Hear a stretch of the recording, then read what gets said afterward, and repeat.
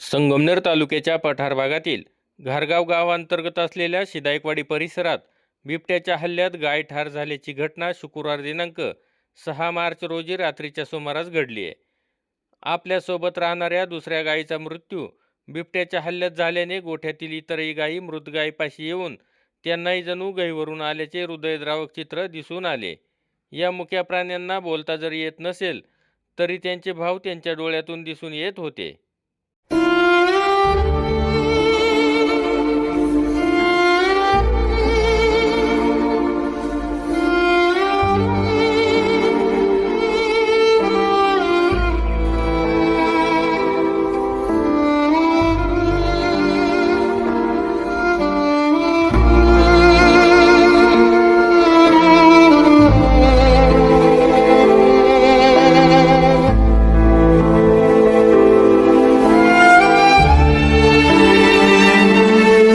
कल्पेश कमलाकर आहेर हे शिदायकवाडी परिसरात कुटुंबासोबत राहत असून दुग्ध व्यवसाय करून कुटुंबाचा उदरनिर्वाह चालवत आहे.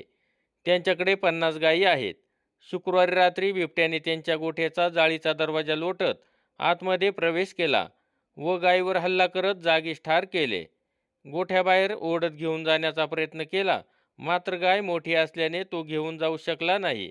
अखेर त्याने तेथेच बसून ताव मारला.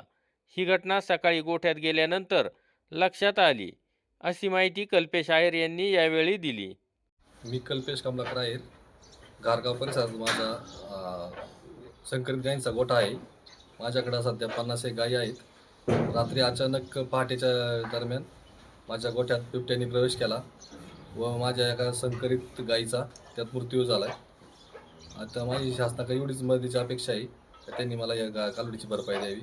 आणि आता आमच्याकडे गोठ्यावर सातपुते साहेब आले होते, त्यांनी पंचनामा केला आहे. आता पुढचं.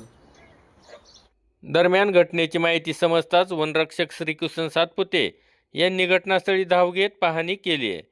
वाढत्या बिबट्यांच्या हल्ल्यामुळे शेतकऱ्यांमध्ये भीतीचे वातावरण असून पिंजरा लावून बिबट्याला तातडीने जेरबंद करा, अशी मागणी परिसरातील शेतकऱ्यांमधून होत आहे. नवनाथ गाडेकर, गाव पुढारी न्यूज, घारगाव.